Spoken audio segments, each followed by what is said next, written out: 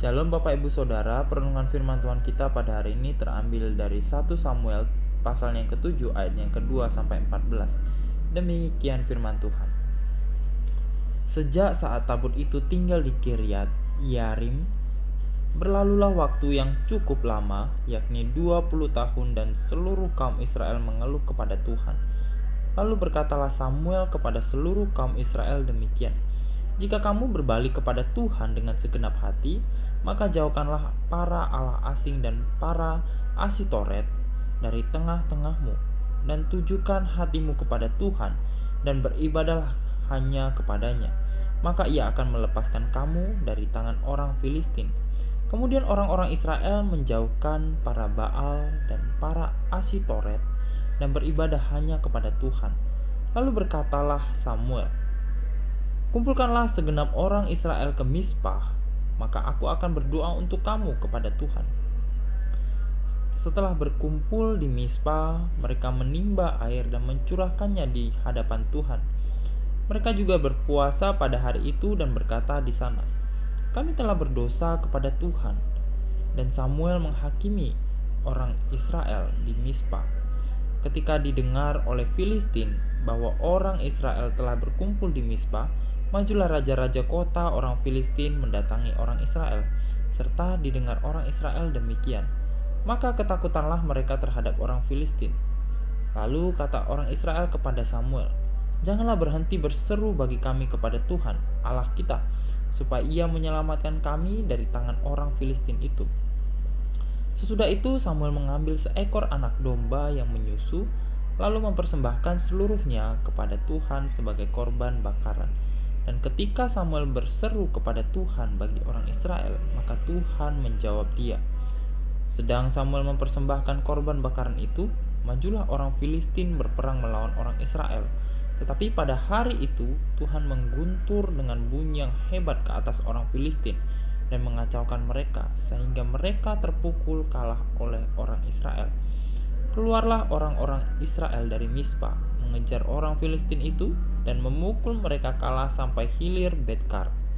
Kemudian Samuel mengambil sebuah batu dan mendirikannya antara Mizpah dan Yesana. Ia menamainya Eben Hazer. Katanya, sampai di sini Tuhan menolong kita.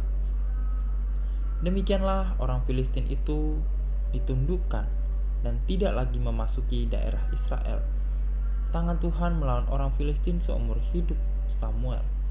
Dan kota-kota yang diambil oleh Filistin dari orang Israel kembali pula kepada Israel mulai dari Ekron sampai Gad. Dan orang Israel merebut daerah sekitarnya dari tangan orang Filistin, antara orang Israel dan orang Amori pada damai. Bapak Ibu Saudara, tema perenungan firman Tuhan ke hari ini kita akan bersama melihat tentang kekalahan orang Filistin. Kalau kita perhatikan Bapak Ibu Saudara, di dalam hidup ini pasti kita tahu bahwa ada hal-hal yang bisa kita banggakan begitu. Salah satunya adalah mungkin prestasi atau kemenangan tertentu. Mungkin ada pencapaian kita di tempat kerja, atau mungkin bagi yang masih bersekolah mendapatkan peringkat. Itu yang bisa kita katakan sebagai sebuah prestasi, kemenangan, dan menjadi sebuah kebanggaan di dalam hidup kita. Nah, di dalam segala pencapaian dan kemenangan, seringkali Bapak Ibu Saudara, kita merasa semuanya itu terjadi karena adalah usaha dari kita sendiri. Sampai-sampai di dalam kehidupan kita menjadi lupa bagaimana peran Tuhan di dalam kehidupan kita. Hari ini kita bersama melihat dalam 1 Samuel bahwa bangsa Israel itu telah melalui sebuah perjalanan yang panjang di dalam melawan bangsa Filistin. Mereka mengalami jatuh bangun, mereka menghadapi kekalahan yang membuat mereka bertanya-tanya, mengapa sebenarnya Tuhan membiarkan mereka terpukul kalah? Nah, Bapak Ibu Saudara, kita bisa melihat bagaimana Filistin pun pada saat itu mereka sempat merasa bahwa pasukan mereka itu dapat mengalahkan Allah Israel. Mereka melihat bahwa Allah Israel itu tidak ada apa-apanya dibanding dengan mereka. Tetapi di dalam bagian ini, Samuel mengajak bangsa Israel untuk tetap kembali berbalik kepada Allah, sehingga mereka dimintai oleh Samuel supaya mereka kembali setia untuk menyembah kepada Allah. Mereka diajak untuk meninggalkan segala ilah dan mentaati Allah.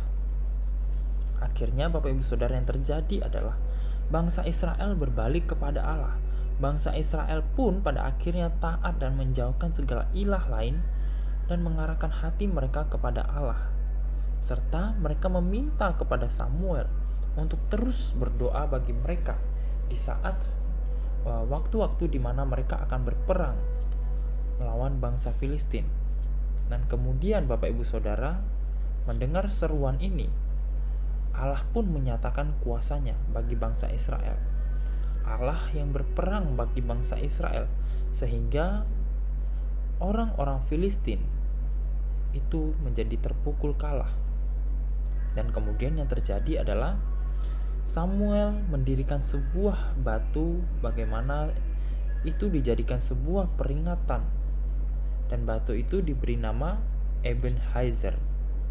Nah, yang terus Bapak Ibu Saudara, yang terus senantiasa mengingatkan bangsa Israel bahwa sampai di sini Tuhanlah yang menolong mereka, bukan karena kekuatan mereka, bukan karena kehebatan mereka, bukan karena bagaimana strategi perang dari pasukan Israel, tetapi hanya karena Tuhan Allah yang menyatakan telah menolong bangsa Israel.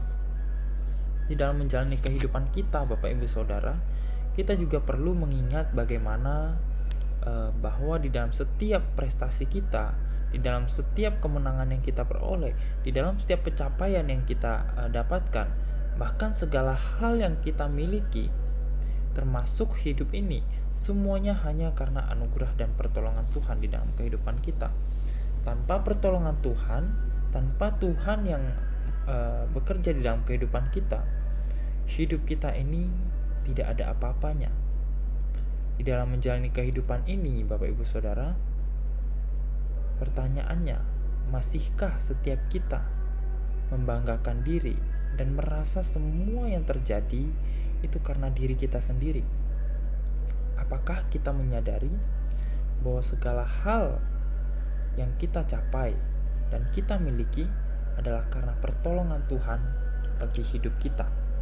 Biarlah pertanyaan ini menjadi sebuah perenungan bagi setiap kita masing-masing. Mari kita berdoa. Bapa dalam surga, mengucap syukur ya Tuhan, firman Tuhan hari ini mengingatkan kepada setiap kami. Biarlah setiap kami dalam kehidupan kami dapat senantiasa mengandalkan Engkau dalam kehidupan kami. Biarlah Roh Kudus yang senantiasa menolong setiap kami untuk mengerti bahwa segala yang kami miliki, segala sesuatu yang kami miliki di dunia ini, segala sesuatu yang kami capai dalam hidup ini, itu semua adalah karena pertolongan Tuhan, bukan hanya semata-mata hasil usaha kami, tetapi bagaimana Tuhan bekerja dalam kehidupan kami, bagaimana Tuhan memproses kami di dalam kehidupan kami, sehingga biarlah setiap kami tidak menjadi orang-orang yang membanggakan diri setiap kami, tetapi biarlah setiap kami dapat dimampukan untuk terus hidup bersandar kepada Tuhan. Terima kasih ya Tuhan, di dalam nama Tuhan Yesus kami berdoa dan mengucap syukur. Haleluya, amin.